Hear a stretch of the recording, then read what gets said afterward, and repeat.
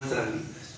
Con tu vida hay un propósito eterno, con mi vida hay un propósito eterno, y con la vida de cada ser humano de esta tierra hay un propósito eterno. El asunto que de eso no nos damos cuenta hasta que no nos encontramos con el Señor. Decía el rey David que había descubierto este aspecto de la voluntad de Dios. Él dice ahí en el Salmo 138:8, dice: el Señor cumplirá su propósito en mí. El Señor cumplirá su propósito en mí. Queridos hermanos, no vivimos en esta tierra por casualidad. Ni vivimos en esta tierra porque el aire es gratis y bueno, hay aire, entonces respiramos y estamos acá y andamos a la deriva. No, queridos hermanos, no es así. Vivimos porque hay una voluntad superior que es la de nuestro buen Dios y Padre Celestial, que ha diseñado un transitar para cada una de nuestras vidas y que confluye ese propósito individual de cada uno en un propósito inmenso y en un propósito eterno, en un gran propósito, así como los ríos desembocan en el mar, amén. Cada una de nuestras vidas tiene un propósito y esos propósitos desembocan en el mar, que es el propósito eterno y gran propósito inmenso de Dios. Cada uno de los discípulos de Cristo tenemos un lugar, queridos hermanos, en ese gran propósito que Dios tiene para toda la humanidad. El asunto es que vayamos descubriendo mientras vamos viviendo y mientras vamos caminando con el Señor, cuál es mi lugar en ese gran propósito. Amén. La palabra de Dios es nuestra ayuda para esta tarea. Y dentro de ese gran propósito que estamos hablando hay un día en el cual el Señor regresará para establecer su reino eterno. Su regreso, queridos hermanos. La venida del Señor por segunda vez a esta tierra es una parte fundamental en ese propósito que el Señor tiene. Por eso quería darles un pantallazo en esta mañana primeramente de cómo la iglesia primitiva mantenía viva la esperanza del regreso de Cristo. A pesar de que el Señor ahí nomás ya había ascendido, la iglesia primitiva mantenía ese fuego de que el Señor iba a volver en cualquier momento. Por ejemplo, nosotros vemos en el Nuevo Testamento, especialmente las epístolas de Pablo y el libro de Apocalipsis, que contienen numerosas enseñanzas y referencias sobre la segunda venida del Señor. Esas referencias y enseñanzas reflejan la creencia generalizada que tenían nuestros hermanos de la iglesia primitiva, de que el Señor iba a regresar en cualquier momento. Otro punto que podemos ver es que la iglesia primitiva esperaba el regreso de Cristo con gran expectación. Y distintas referencias históricas respaldan esta creencia. Por ejemplo, los escritos de los padres de la iglesia. ¿Quiénes eran los padres de la iglesia? primitiva son los que sucedieron a los apóstoles. Cuando los apóstoles fallecieron, surgieron los padres de la iglesia que eran los discípulos de los apóstoles que habían estado con Jesús. Y los padres de la iglesia, les nombro a algunos, por ejemplo, Justino Mártir, Ireneo de Lyon, Tertuliano. Ellos también hacen referencia al regreso de Cristo como un acontecimiento futuro y glorioso que la iglesia esperaba con anhelo. Otra cosa, la liturgia, las reuniones y la enseñanza de la iglesia primitiva a menudo incluían oraciones y reflexiones sobre la segunda venida de Cristo, instando a los hermanos a estar preparados y a ser vigilantes ante su regreso.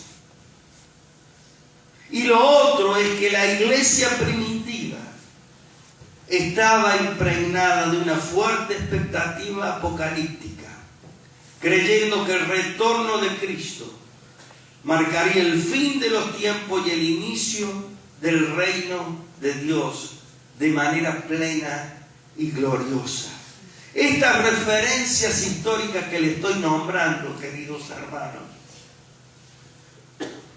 nos permiten comprender cómo la iglesia primitiva vivía en constante anticipación y en constante preparación para el regreso de Cristo, siendo esta creencia una parte integral de la fe y esperanza de que un día iba a ver al Señor regresar de los cielos. Y queridos hermanos, al observar todo esto que estoy diciendo, nos damos cuenta que la iglesia a través del tiempo ha perdido de vista el énfasis que tendría que estar en la vida de cada uno de los que nos llamamos cristianos, el énfasis de que el Señor va a volver. Hemos perdido de vista eso. Y lo que no se habla tanto, o sea, ahora se ha empezado porque Dios está moviendo, Dios está hablando. Pero a través del tiempo la iglesia ha perdido el hablar esto, Cristo viene pronto, ¿no es cierto? Pero creo que también, queridos hermanos, que Dios, a través de las señales que estamos viendo en este tiempo de la historia del mundo, nos está advirtiendo y nos está haciendo tomar conciencia de que el regreso de Cristo a esta tierra está pronto. Amén. Cristo viene pronto. Amén. Por eso, hoy yo deseaba meditar en un pasaje que creo que es fundamental. ¿Fundamental para qué? Para que recuperemos la frescura de la esperanza del regreso de Cristo. Amén. Tenemos que recuperar la frescura de la esperanza del regreso de Cristo. Hay que desempolvarlo. Está ahí abajo en la mesa de luz, capaz donde van los zapatos. Hay que sacar de ahí esa esperanza y levantarla en este tiempo, queridos hermanos.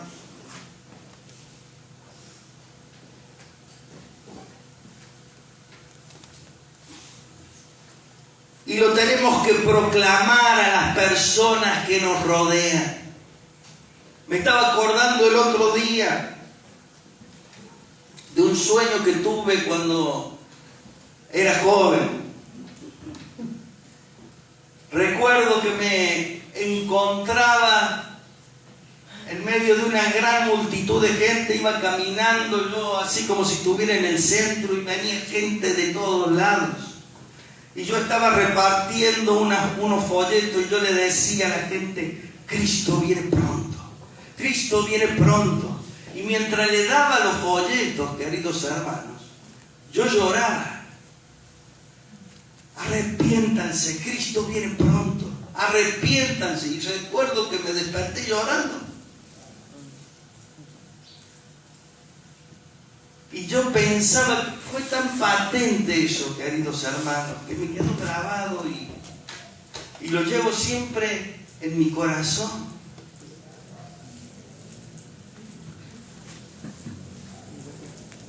Tenemos que proclamar a las personas que nos rodean que Cristo viene pronto, amén. Y el título del mensaje de hoy es ante su regreso.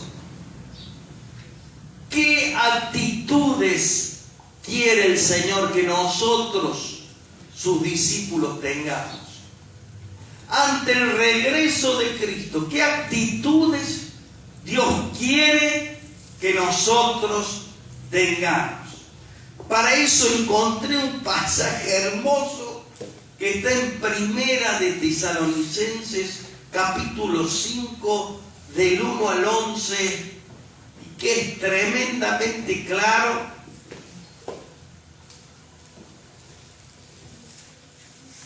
En este sentido, y dice lo siguiente: pero acerca de los tiempos y de las ocasiones, no tienen necesidad, hermanos, de que yo les escriba. Está escribiendo Pablo a la iglesia de Tesalónica. Porque ustedes saben perfectamente que el día del Señor vendrá como ladrón en la noche. Que cuando digan paz y seguridad, entonces vendrá sobre ellos destrucción repentina como los dolores a la mujer encinta y no escaparán. Mas ustedes, hermanos, no están en tinieblas para que aquel día los sorprenda como ladrón. Porque todos ustedes son hijos de luz, amén, e hijos del día. No somos de la noche ni de las tinieblas. Por tanto, no durmamos como los demás, sino velemos y seamos sobrios. Pues los que duermen, de noche duermen, y los que se embriagan, de noche se embriagan. Pero nosotros que somos del día, seamos sobrios, habiéndonos vestido con la coraza de fe y de amor, y con la esperanza de salvación como yelmo. Porque no nos ha puesto Dios para ira, sino para alcanzar salvación por medio de nuestro Señor Jesucristo, quien murió por nosotros, para que ya sea que velemos o que durmamos, vivamos juntamente con Él. Por lo cual, anímense unos a otros y edifíquense unos a otros, así como lo están haciendo. Amén. Dios bendiga su palabra. Y yo creo que en este pasaje, queridos hermanos, se encuentra una riqueza tremenda en el cual nosotros podemos ver las actitudes que Dios quiere que nosotros tengamos para este último tiempo y las actitudes que tenemos que tener nosotros hacia la venida de Cristo. Amén. La primera actitud que yo veo acá entre los versículos 1 y 2 es que tenemos que estar alerta y preparados. Amén. Alertas y preparados. Allí en esos dos versículos nosotros podemos ver que Pablo da como sobreentendido, ¿no es cierto? Que los hermanos ya saben los tiempos que están viviendo. Ya saben, ustedes ya saben, no hace falta que les explique las cosas. Y queridos hermanos, nosotros tampoco hace falta que nos demos cuenta. ¿Será la época de la venida del Señor?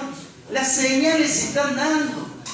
Lo que hemos leído por tantos años en la Escritura, que aumentaría la maldad, se está dando. Que la ciencia aumentará, se está dando. Que habrá rumores de guerra y guerra, se está dando. Que habrá señales en el sol, en el mar y en diferentes lugares, se está dando. ¿Qué otra señal queremos nosotros? Para que entendamos que el Señor viene pronto. Por eso le dice Pablo a los hermanos, ya no hace falta que les escriba. Los tiempos en los cuales el Señor puede regresar es en cualquier momento. Y dice así, como un ladrón entra a una casa y muchas veces los moradores de esa casa no se dan cuenta. El apóstol, vuelvo a decir, da por seguro que los hermanos no ignoran acerca del regreso del Señor. Amén. Lo que implica, queridos hermanos, que si no ignoramos, tenemos que estar alertas y preparados. Amén.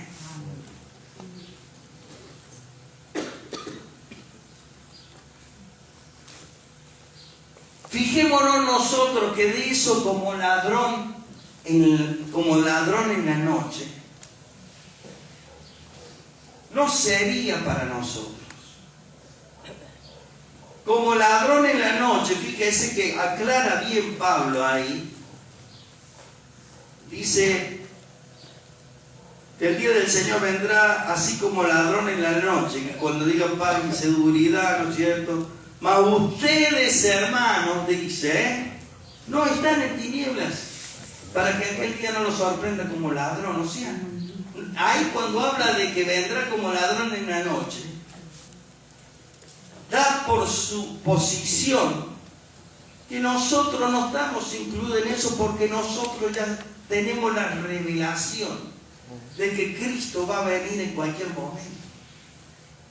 Por eso, más que todos, tenemos que estar alertas y tenemos que estar preparados. Así como observamos unos domingos atrás en la parábola de las vírgenes, ¿se acuerdan? Que se durmieron, que se le acabó el aceite y que después, cuando vinieron a la fiesta, el novio no les abrió y le dijo, no las conozco a ustedes. Queridos hermanos, en estos tiempos que son peligrosos, más que nunca tenemos que abrazar esta esperanza. Amén. Más que nunca. Maranata, el Señor viene pronto. Ya este mensaje, queridos hermanos, de parte de Dios, no solamente tenemos que guardarlo en el corazón ahí, sino que tenemos que compartirlo con aquellos que nos rodean. En este tiempo la prédica del Evangelio tiene que tener como ingrediente importante el acontecimiento de hablarle al Señor de los demás, incluyendo que Cristo viene pronto. Amén.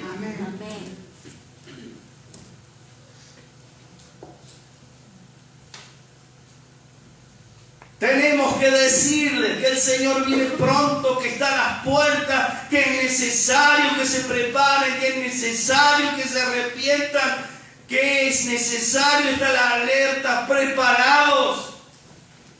Y queridos hermanos, esto de velar, de estar preparado, incluye también la oración para que no entremos en tentación, dice Jesús. Amén. Muy bien, entonces, la primera actitud que tenemos que tener ante el regreso de Cristo es que tenemos que estar alertas y preparados. Vamos a ver la segunda actitud que leemos en este pasaje. Lo vemos ahí en el versículo 4 y 5. En este tiempo que ustedes saben que Cristo está por venir, tienen que vivir en la luz y no vivir en la oscuridad. Amén. Tenemos que vivir en la luz y no en la oscuridad. Esta es la segunda actitud que Dios nos está hablando en este pasaje. Son tiempos finales, son tiempos determinantes y los tenemos que vivir bajo la luz del Señor. Amén. Decile a tu hermano, tenés que vivir bajo la luz de Dios. Adolescentes, jóvenes, díganle al que está al lado, tenemos que vivir bajo la luz del Señor. Estar en la luz del Señor, queridos hermanos, significa consagrarnos más a Él, obedeciéndole. Significa limpiar nuestras vestiduras de toda mancha de pecado. Limpiar nuestras vestiduras de malos hábitos que tenemos, de mañas que traemos del mundo. Cuando estamos en las tinieblas, queridos hermanos, es como si viviéramos ajenos de la vida de Dios, como si estuviéramos paralizados. Las tinieblas no nos permiten tener visión espiritual, no nos permiten escuchar a Dios y a su bendita palabra. Es como si la bendita palabra de Dios no entra por un oído y no sale por el otro. Cuando hay tinieblas en nuestra mente, vivimos pensando cosas oscuras, cosas malas. Queremos probar de lo malo. Jóvenes y adolescentes, fíjense lo que hay en su mente. Si hay luz o hay tinieblas, porque el diablo está apuntando con sus cañones para hacerlos caer. Dice Jesús en Mateo 6:23, si tu ojo es maligno, todo tu cuerpo estará en tinieblas. Andar en la luz significa que no andamos ocultando nada malo.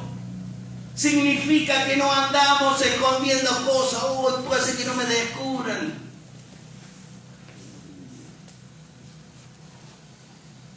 A lo mejor el hermano o la hermana no te ve lo que estás haciendo, pero el Señor sí te ve.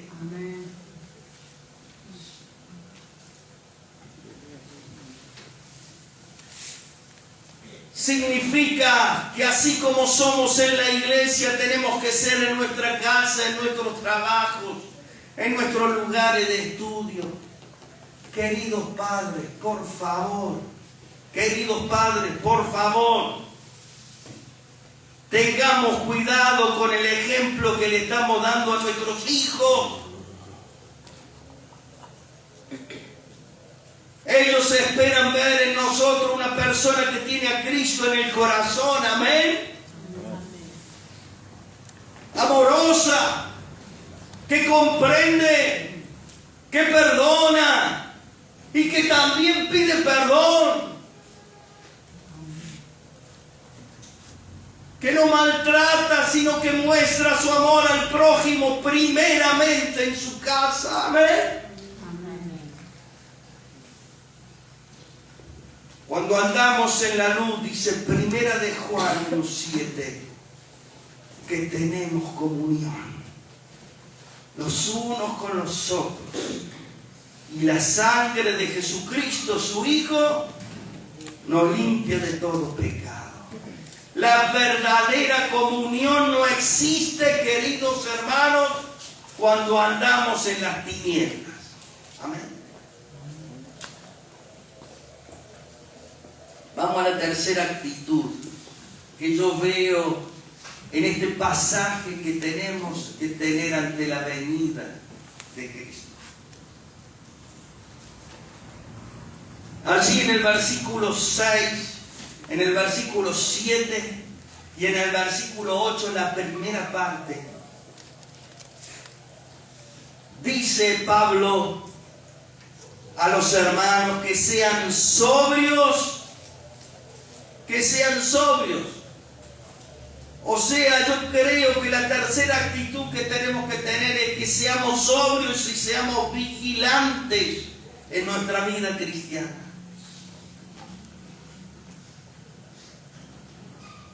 Ser sobrio significa que estamos despiertos, ¿no es cierto? Pablo escribe aquí, dice que no durmamos como los demás, sino que velemos y seamos sobrios. Los dardos que el diablo nos tira, queridos hermanos, ¿sabe para qué es? Para adormecernos espiritualmente. Cuando estamos dormidos, no tenemos sensibilidad, bien, estamos dormidos. Por ahí me ponen cosas en la boca.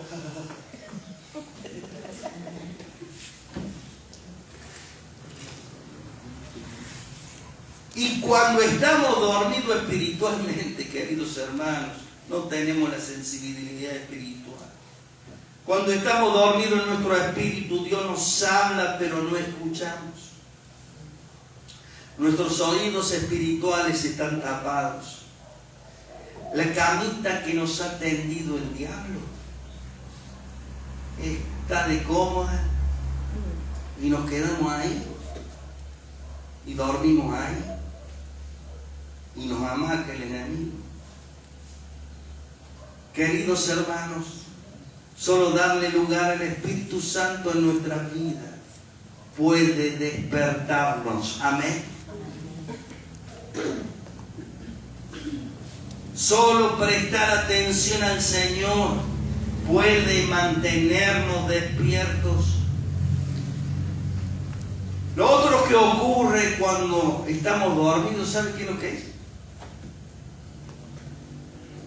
Que somos indiferentes, porque no sentimos nada. La indiferencia tiene que ver con lo que el Señor resucitado le dice a la iglesia de la Odisea. No eres ni frío, ni eres cálido. Indiferente. O sea, estás dormido. Son indiferentes. Y la indiferencia, queridos hermanos, nos hace insensibles a las necesidades de los demás. Pasamos por el lado de nosotros que no se nos mueve un pelo cuando vemos alguna necesidad. La indiferencia nos quita la conciencia de que las demás personas necesitan mucho del Señor. Y no sentimos de darle ni siquiera una palabra de ánimo, porque no consideramos que lo que tenemos en nuestro corazón referente al Señor sea de importancia muchas veces. La actitud que Dios quiere de su iglesia es ser sobrios, es estar despiertos espiritualmente. Amén. Vamos a otra.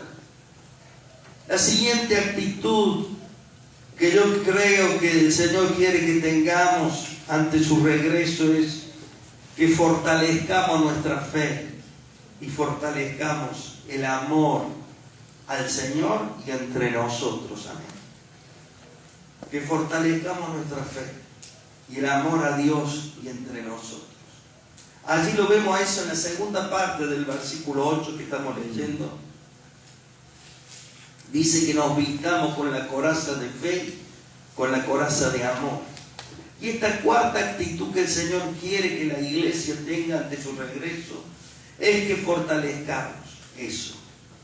La fe, ¿cómo se fortalece, queridos hermanos? La fe se fortalece por escudriñar y por escuchar la bendita palabra de Dios. Dice que la fe viene ¿por qué? Por el oír la palabra. Entonces, nuestra fe se fortalece con la palabra. Muchas veces confesamos con nuestra boca que no tenemos fe y yo no tengo fe. Y yo te pregunto, ¿no será que no tenés fe porque no lees la palabra? Porque no escudriñas la palabra del Señor, no, ni la abrís. Queridos hermanos, muchas veces preferimos escuchar otras voces y no la voz del Señor. ¿Cómo vamos a tener fe si no estamos dispuestos a escuchar al autor de la fe? ¿Quién es el autor de la fe? Cristo Jesús, dice la palabra.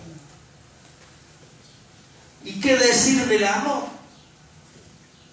El amor se demuestra con hechos, amén. Dice el apóstol Juan en primera de Juan 3:18 que no amemos de palabra ni de lengua, sino de hecho y en verdad. Y una demostración, por ejemplo, doy un ejemplo, de amor, ¿sabe qué es lo que es? Es el perdón que nace de un corazón que quiere agradar a Dios. Cuando perdonamos, estamos nosotros fortaleciendo el amor. Otra demostración de amor es orar unos por otros. Otra demostración de amor es ayudarnos los unos a los otros. También nos advierte la palabra del Señor que en los postreros tiempos el amor de muchos se enfriará. ¿Se acuerdan cuando Jesús habla? Por eso roguemos al Señor que nosotros no seamos de las personas a las cuales el amor se enfría. Seamos de las personas que el amor se les enfría. Dios nos libre, amén. Fortalecer nuestra fe y fortalecer el amor a Dios y entre nosotros. La quinta actitud que yo creo que el Señor nos habla acá, que tenemos que tener ante su regreso, es que recordemos que Dios nos ha destinado a recibir salvación a través de Jesucristo. Dice, habla ahí la palabra, en el versículo 8 de la segunda parte, dice, y con la esperanza de salvación como yelmo, o sea, como un casco en nuestra mente. El casco en nuestra mente significa que no olvidemos, ¿no es cierto?, que hemos recibido la salvación a través de Cristo. El apóstol le dice, por medio de Cristo Jesús nos ha dado salvación. Le dice a los hermanos, Cristo murió por nosotros. ¿Para qué? Para que estemos junto a Él, dice. Y ya sea que vivamos, o sea que muramos, seamos del Señor. Amén. Una canción decía, y si vivimos, para Él vivimos, y si morimos, para Él morimos, sea que vivamos o que muramos,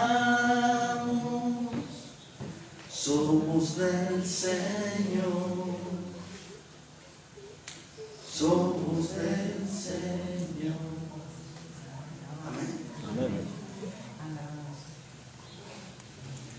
Recordar esto, queridos, es una muestra de un corazón agradecido.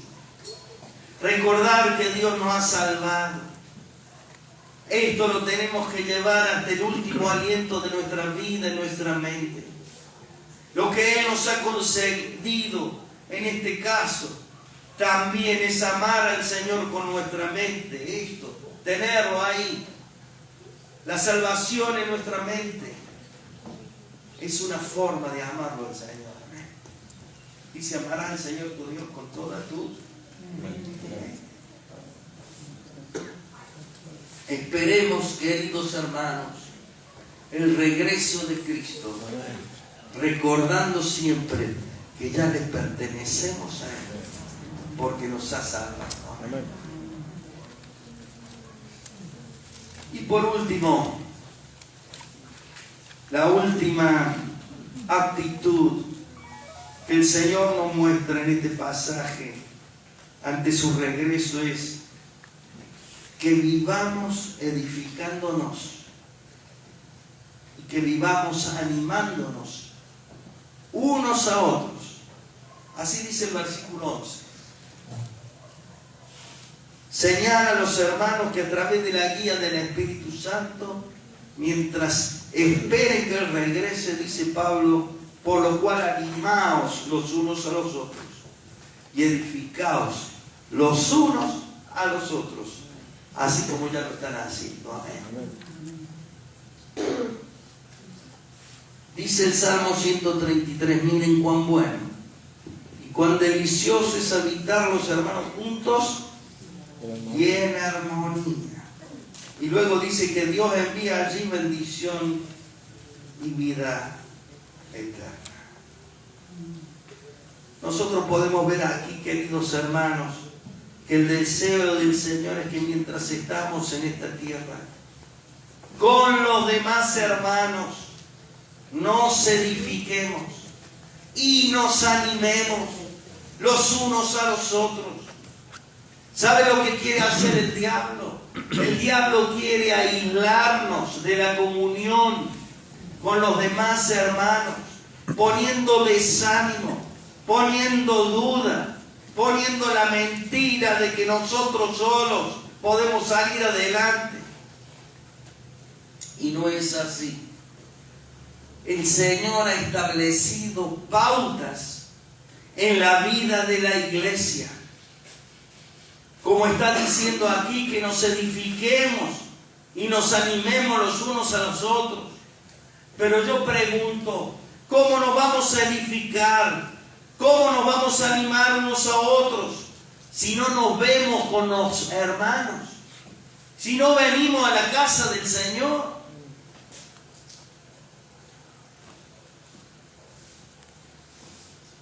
A compartir nuestra adoración a Él, a compartir nuestras vivencias, nuestras necesidades. Por lo que nosotros vemos en estos versículos, el Señor espera que mientras vamos caminando juntos, vayamos edificándonos y vayamos dándonos ánimo hasta que Él vuelva. Amén. Decirle a tu hermano, no te desanimes, seguí adelante, no bajes los brazos, el Señor está con vos. Amén. Hasta que Él regrese estemos unidos, hasta que el Señor vuelva estemos unidos. Como saben decir, no seamos los llaneros solitarios que pensamos que podemos vivir la vida cristiana sin congregar. Yo en casa me pongo en YouTube y leo todas las prédicas y ahí me edifico, engordo espiritualmente, ¿no es cierto? Queridos hermanos, esa no es la pauta que está en la palabra de Dios. Si no nos congregamos, si no nos alimentamos juntos y unidos, a la larga nos vamos a secar.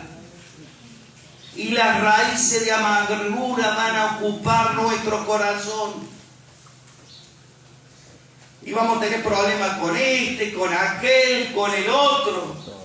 Porque cuando usted se aleja de la congregación de los santos, empieza a pensar cualquier cosa cuando está en su casa, ¿o no?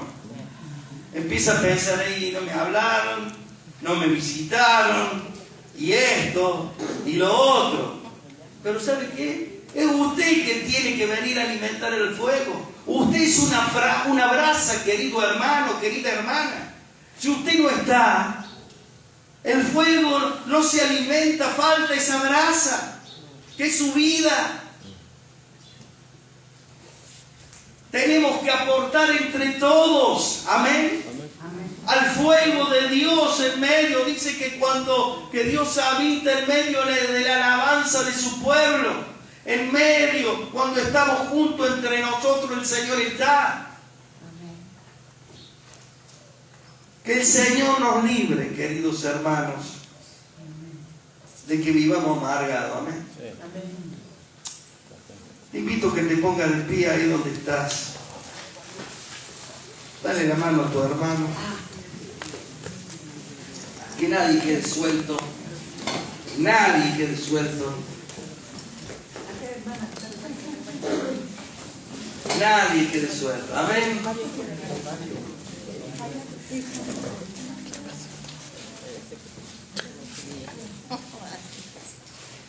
Dios nos habla hoy, queridos hermanos, para saber qué hay en nuestro corazón. Y quiere saber qué actitudes vamos a tomar para cuando Él regrese, hasta que Él regrese, ¿no es cierto?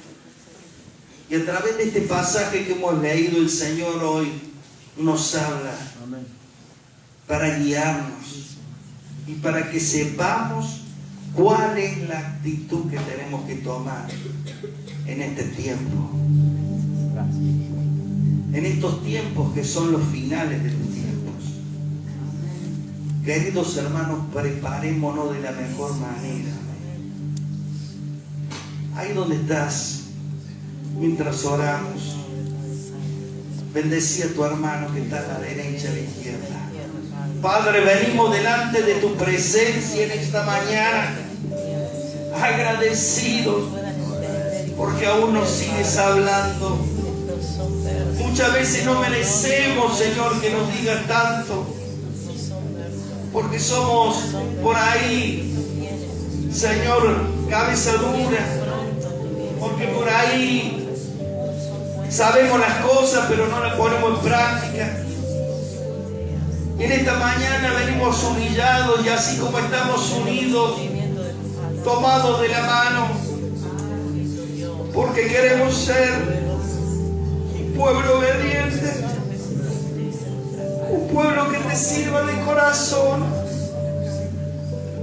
Limpia nuestros corazones, limpia nuestras vidas del pecado que tanto mal nos ha hecho y nos hace. Danos un espíritu humilde, Señor, para amarnos, para respetarnos, para edificarnos juntos, para desear cada día que a mi hermano le vaya bien, para desear que a mi hermano, a mi hermana no le falte nada, y si le falta algo yo tengo para ayudarle. Que podamos vivir este tiempo hasta que tú regreses, alertas, preparados, edificándonos en amor. Señor, bendigo a la congregación, bendigo a los jóvenes, bendigo a los adolescentes, porque yo sé que ellos tienen sus luchas, son luchas tremendas en este tiempo. Y que el diablo apunta sus cañones porque sabe que le queda poco tiempo. Y cada vez esto va a ir aumentando más y más. Pero en esta mañana, así como estamos unidos, queremos decirte, Señor, que vamos a permanecer firmes, que vamos a permanecer junto a ti, Señor. que queremos ser tu cuerpo, que queremos ser tu iglesia obediente, tu iglesia que predica la palabra, que habla a tiempo y fuera de tiempo, tu iglesia que por amor a los que se están perdiendo le dan una palabra de ánimo, de aliento y le dicen: el Señor te ama. Señor, en el nombre de Jesús, bendigo a la congregación en este tiempo, para que tú estés guiándonos a la fuente de agua viva, que eres tú, y cumpliendo, como hablábamos, el propósito por el cual estamos donde estamos. Gracias, Padre, en el nombre de Jesús. Amén y amén. Dale un abrazo a tu hermano, decir: